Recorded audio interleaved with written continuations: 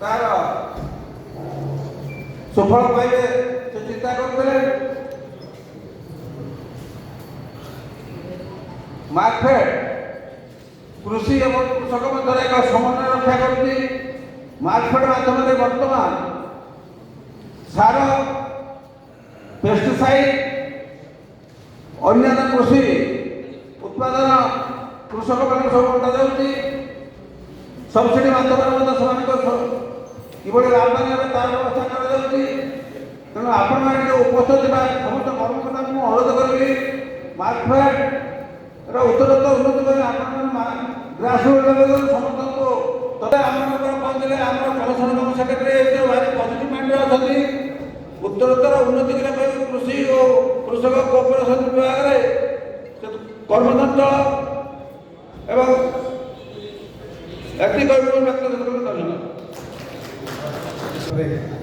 ଆଜିର ଏହି ବଣସ୍ଥାନ ଯେଉଁ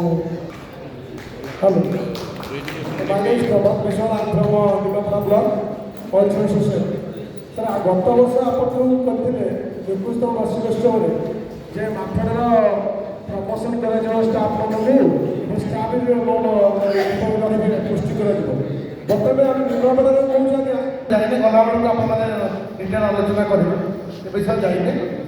ଯେହେତୁ ଆପଣ ଏଇଟା ବର୍ତ୍ତମାନ ଖାଲି ଆମର ପୂର୍ବର ଠିକ୍ ଅଛି, ତେଣୁ ମୁଁ ଯେହେତୁ ଅନ୍ୟ ଯଦି କିଛି ମତାମତ ନ ଆସିବ ତାହେଲେ ଯେଉଁ ଆର୍ଥିକ ମାନେ ଯାହା ଆୟୋଗ ହେଇଛି ଯେଉଁ ବିବରଣୀ ଅଲରେଡ଼ି ପାଠ କରିଛନ୍ତି ତାକୁ ଆପଣଙ୍କ ଅନୁମୋଦନ ଲାଭ କରିଛି ବୋଲି ମୁଁ ଧରି ନେଇକି ପରବର୍ତ୍ତୀ ଏଜେଣ୍ଡାକୁ ଯିବି। ଏଜେଣ୍ଡା ପାଇଁ ଗଲାବେଳକୁ ଆପଣ ଯେଉଁ କଥା କହୁଛନ୍ତି ପଦୋନ୍ନତି ପାଇନାହାନ୍ତି বা ବିମାନ ଖର୍ଚ୍ଚ କେମିତି ବହନ କରିବା ଯଦି ଏତେ ଅପାୟ ହେଉଛି ସେ ବିଷୟ ଆମେ ଏଜେଣ୍ଡା ପାଇଁ ପ୍ରତି ପଏଣ୍ଟରେ ଆଲୋଚନା କଲାବେଳକୁ ଆପଣ ସମସ୍ତେ ଯାହା ଯାହା ମତାମତ ରଖିବେ। ରିଜଲ୍ୟୁସନ୍ କରିଛନ୍ତି ଯେ 40ଟି ପୋଷ୍ଟ ଆପଣ ଫିଲ୍ଅପ୍ କରାଯିବ। ସେ 40ଟି ପୋଷ୍ଟ ପ୍ରଥମେ ପର୍ଯ୍ୟାୟକ୍ରମେ ଆପଣଙ୍କର ପ୍ରଥମେ ଇନିସିଆଲକୁ ଦେବା ପାଇଁ ଅନୁମୋଦନ ହେଇଥିଲା। ସବସିକ୍ୱେଣ୍ଟଲି ବୋର୍ଡ଼ କହିଥିଲେ ଯେ ଆମେ ତାକୁ ଟେଣ୍ଡର କରିବା। ଏବେ ଆମେ ଯେଉଁ 2ଟି ସଂସ୍ଥା ଆମର ଥିଲେ ଆମେ ଲାଷ୍ଟ ଶେଷ ବୈଠକ ଯେଉଁ ବୋର୍ଡ଼ର ହେଇଥିଲା ଅନୁଷ୍ଠିତ ସେଥିରେ ଇଣ୍ଡିଆନ୍ ବ୍ୟାଙ୍କିଂ ପର୍ସନାଲ ସର୍ଭିସ୍ ଯିଏକି ରିସେଣ୍ଟଲି ଓଡ଼ିଶା ଷ୍ଟେଟ୍ କୋଅପରେଟିଭ୍ ବ୍ୟାଙ୍କର କରିଛନ୍ତି ରିକ୍ରୁଟମେଣ୍ଟ ଏବଂ ଆପଣଙ୍କର ବିଭିନ୍ନ ଅନ୍ୟ କର୍ପୋରେସନ୍ ଯଥା ସେଣ୍ଟ୍ରାଲ ୱେର୍ ହାଉସିଂ କର୍ପୋରେସନ୍ ଅନ୍ୟ କରିଛି। ଆମେ ତା'ର କିଛି ସିଲାବସ୍ ଆଉ ଏବଂ ଯୋଗ୍ୟତା ଯେଉଁ ଅଛି ଚାକିରି ପାଇଁକି ତା ବିଷୟରେ ଆମେ ଗୋଟେ ବୈଠକ 4 ତାରିଖକୁ ରଖିଛୁ। ସେ ବୈଠକ ପରେ ପୁଣି ଥରେ ନିବନ୍ଧକକୁ ସେଇଟାର ସିଲାବସ୍ ଏବଂ କମିଟି ଅନୁମୋଦନ ହେଲା ପରେ ଆମେ ଆଶା ଆପଣମାନେ ଯେତେବେଳେ ଆଗାମୀ ବର୍ଷ ବାର୍ଷିକ ସଭାକୁ ଆସିବେ ସେତେବେଳକୁ ନୂଆ କର୍ମଚାରୀମାନେ ନିଶ୍ଚିତ ଭାବରେ ଯୋଗଦାନ କରିସାରିଥିବେ।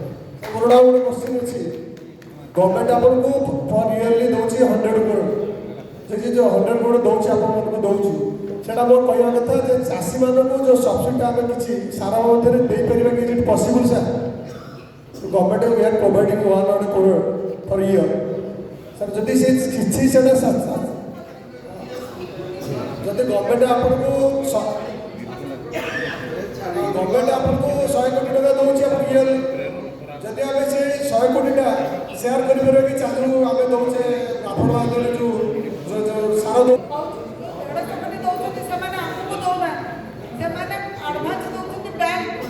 ଆପଣମାନେ ଆମଠାରୁ ଅଧିକ ଜାଣିଥିବେ, ଆପଣମାନେ ଯେଉଁ ସାର ନେଉଛନ୍ତି କ'ଣ ଏଲ୍ସି ଦେଲେ ବ୍ୟାଙ୍କ ମାନେ ଏଲ୍ସି ଦେଲେ ଆପଣମାନେ ନେଉଛନ୍ତି, ତେଣୁ ବ୍ୟାଙ୍କରେ ରହୁଛି ଆପଣ ସାର ନେଉଛନ୍ତି ଆପଣ ପଇସା ଦିଅନ୍ତୁ ବା ନ ଦିଅନ୍ତୁ କି ମାନେ ଟ୍ୟାକ୍ସ ମାନେ ଆପଣ ଦିଅନ୍ତୁ ନ ଦିଅନ୍ତୁ, କିନ୍ତୁ ବ୍ୟାଙ୍କ ସେ ମାର୍କେଟ ମାଧ୍ୟମରେ ଆମର ଯେଉଁ କମ୍ପାନୀ ମାନେ ରହିଲେ ତାଙ୍କୁ ପେମେଣ୍ଟ କରିବା କଥା। କିନ୍ତୁ ଆପଣ ଯେଉଁ ପଚାରୁଛନ୍ତି ଯେ ଆମେ ସବସିଡ଼ି ଦେବୁ, ଆମକୁ ଦେବା ପାଇଁ ସେ ବ୍ୟବସ୍ଥା ନାହିଁ। କାହିଁକିନା ସରକାର ଆମକୁ ବିନା ସୁଧରେ ସେ ପଇସା ଦେଉଛନ୍ତି। ଆମେ ମାର୍ଚ୍ଚ ମାସ ପୂର୍ବରୁ ଏଇ ମାସରେ 150 କୋଟି ତାକୁ ଫେରେଇବୁ। ତାଙ୍କ 150 କୋଟିରେ ଆମେ ବ୍ୟବସାୟ କରୁ, ଯାହା ଲାଭ ସେଥିରେ ଆମେ ଦରମା ଏସବୁ ଆମର ବୁଝୁଛୁ। 150 କୋଟି ଆମେ ଏଇ ମାସରେ ଫେରେଇବୁ। କିନ୍ତୁ ଆମର ଯେତିକି ପ୍ରୋବ୍ଲେମ୍ ହେଉଛି ସେଇ ବ୍ୟାଙ୍କ ମାନେ ଦେଲା ବେଳକୁ ଯେଉଁ ଡିଲେ କରୁଛନ୍ତି, ଯାହାକି କମ୍ପାନୀ ମାନଙ୍କୁ ଆମେ ଠିକ୍ ସମୟରେ ପେମେଣ୍ଟ କରିପାରୁନାହିଁ।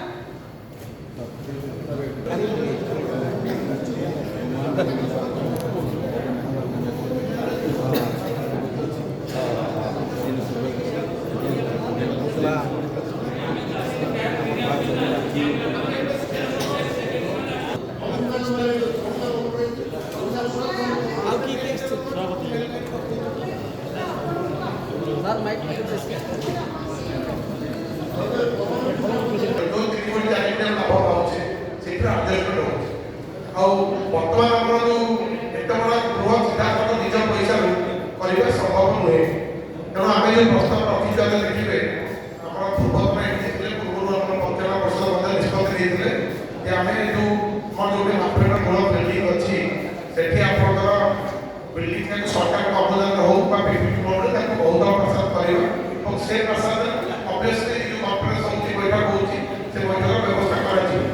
ମୁଁ ଏଥିରେ ମଧ୍ୟ ଆଜିକାର ଏରିଆରେ ଆମେ ପୁଣିଥରେ ସ୍ଥାନ ଦେଇଛୁ ଏବଂ ଆଶା କରୁଛୁ ଯେ ଆପଣମାନଙ୍କ ଅନୁମତି ପରେ ଆମେ ପୁଣିଥରେ ସରକାରଙ୍କ ସହ ଯୋଗାଯୋଗ କରିକି ତାକୁ ଯେଉଁ ଆମ ପ୍ରସ୍ତାବନା ଥିଲା ପୂର୍ବରୁ ପୂର୍ବତନ ପରିଚାଳନା ନିର୍ଦ୍ଦେଶକ ଏବଂ ବର୍ତ୍ତମାନ ପରିଚାଳନା କମିଟିଙ୍କର ତାଙ୍କ ଅନୁମୋଦନ କ୍ରମେ ଆମେ ତାକୁ ପୁଣି ଆଉ ଥରେ ସରକାରଙ୍କୁ ପଠାଇବୁ ଏବଂ ଯାହା ନିୟମ ଅଛି ପିପିପି ଫଣ୍ଡ ହଉ ବା ସରକାରଙ୍କ ଅନୁଦାନ ଯାହା ମିଳିବ ସେ ଅନୁସାରେ ପଦକ୍ଷେପ ନିଆଯିବ। ସେ ବିଷୟରେ ତ ଆଜିକା ତାରିଖରେ ମତାମତ ରଖିବା ସମ୍ଭବ ନୁହେଁ କାରଣ ସରକାରୀ ନିୟମରେ ସରକାରୀ କର୍ମଚାରୀ ହିସାବରେ ସରକାରୀ ନିୟମ ଭିତରେ କଥା କିନ୍ତୁ ଆପଣଙ୍କର ଯେଉଁ ମତାମତ ଆସିଛି ଯେ ଆକୁ ଡେମନଷ୍ଟ୍ରେସନ ମୋଡ଼ରେ ଫ୍ରି ଅଫ୍ କଷ୍ଟ କରାଯିବ ସେଇଟାକୁ ଉପରିସ୍ଥ ଅଧିକାରୀଙ୍କୁ ଆପଣ ମତାମତ ଗୋଟେ ଜଣାଇବାର ବ୍ୟବସ୍ଥା। ଗୋଟିଏ ଛୋଟ ଶିକ୍ଷା ଗୋଦାମ ରହିଛି କିମ୍ବା 2 ଟ୍ରିପ୍ ପରେ ଯାହା ପରବର୍ତ୍ତୀ ସମୟରେ ଆସିବ ସେ ପଇସାଟା ସୋସାଇଟି ତିଆରି କରୁଛି ସବୁ ସ୍ଥାନରେ ଗଞ୍ଜାମ କଥା କହୁଛି ଗଞ୍ଜାମ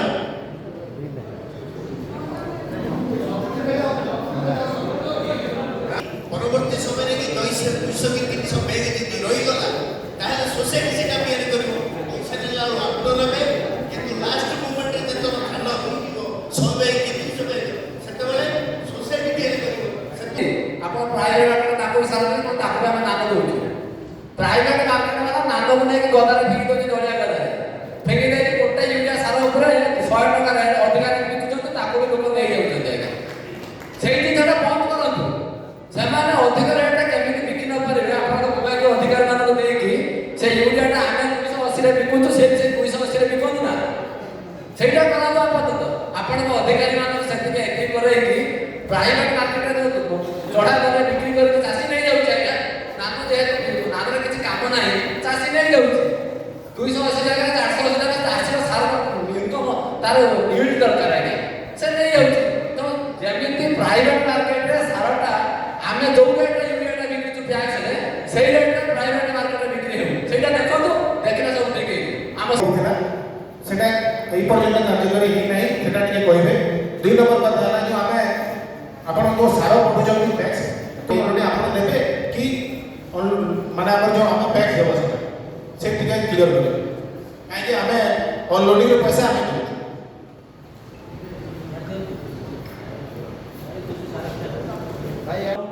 स्वल्प रिपेयरिंग कर चली पार एभली अवस्था अच्छी आगु मार्केट सिटी लोन फोन नहीं अन्य मैंने कौन करदे लाइसेंस आरंभ कर सब तो सब चलती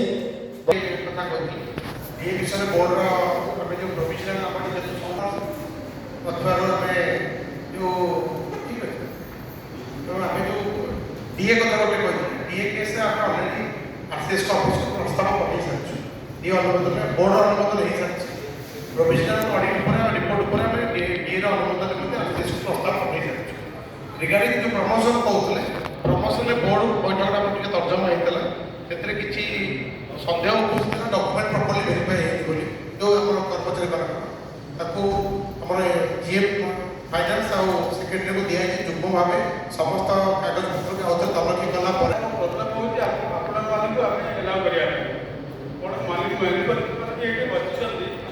बुझीपारे कौन मैनुफैक्चर मार्केटिंग की लोडिंग अनलोडिंग एलाउ करना बर्तमान जहाँ हो कौन आपंकर नेक्सट डेलीवरी दे दूसरी मार्केट तार ओन अरेंजमेंट आप पहुँच जाऊँगी तेणु जहाँपर जब आप लोडिंग अनलोडिंग बेयर करेंगे मार्केट स्ट्रेट लॉस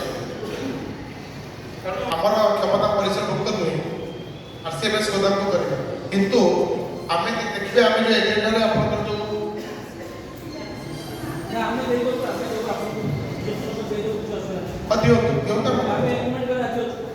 प्रस्ताव दिवत आम विचार कर बोर्ड विचार कर सब टेंडर प्रक्रिया को सरलीकरण करूँ कारण आम देखिलु जे आ भर किसी गोदाम घर भड़ा जाइए पूर्व आम टेंडर करूँ टेंडर फेल ये आग्रह देखी ना जो भड़ाघर विभिन्न जगह जो आम अच्छी गोदाम घर ଆମେ ବର୍ତ୍ତମାନ ସମୟ ଆପଣମାନଙ୍କ ଅନୁମୋଦନ ଚାହୁଁଛୁ ଯେ ଫାଇଲକୁ ଟିକେ ଶୀଘ୍ର ଡିସ୍ପୋଜାଲ କରିବା ପାଇଁ